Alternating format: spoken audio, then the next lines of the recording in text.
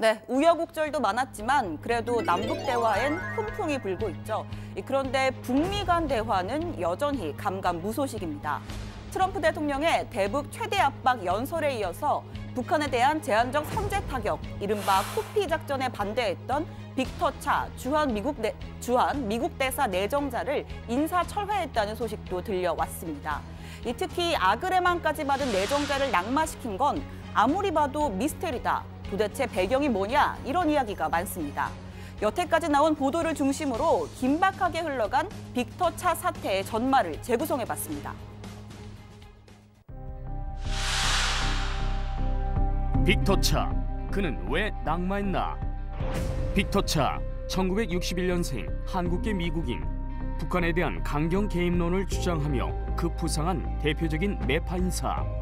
부시 2기 정부의 백악관 국가안보회의 아시아 담당 보좌관으로 일했다. 네, 지난해 여름 빅터 차의 주한 미국 대사 낙점설이 파다하게 퍼졌습니다. 12월엔 한미 양국 간 아그레만까지 이뤄졌죠. 그런데 이상 기류가 번지기 시작했습니다. 미국이 빨리 지명 발표를 해주십시오. 그래야 평창 올림픽 개막 전에 빅터 차가 부임할 거 아닙니까? 네, 초조해진 빅터, 막역한 사이인 마크 리포트 전 주한 대사에게 전화를 걸었지만 뾰족한 수는 없었습니다. 도대체 난 어떻게 되는 겁니까? 어떻게 해야 해요? 앞으로 2주가 관건입니다. 연락이 없으면 자진 사퇴하겠다 하세요. 하지만 2주를 채우기도 전 백악관은 인사철회 사실을 공식화합니다.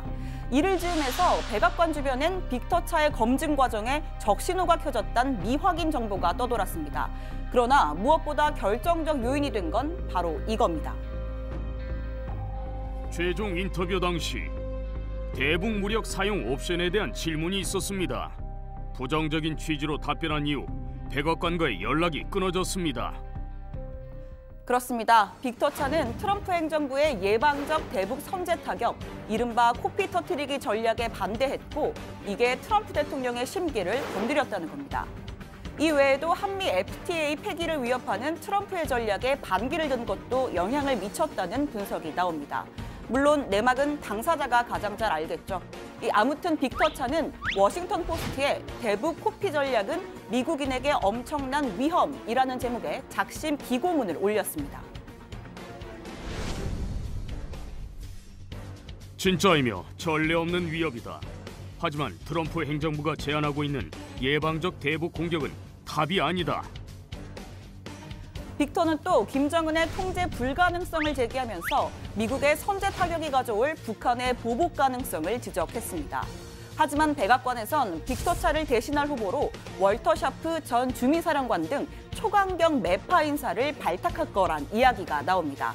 과연 북미 대화의 물꼬는 열릴 수 있을까요?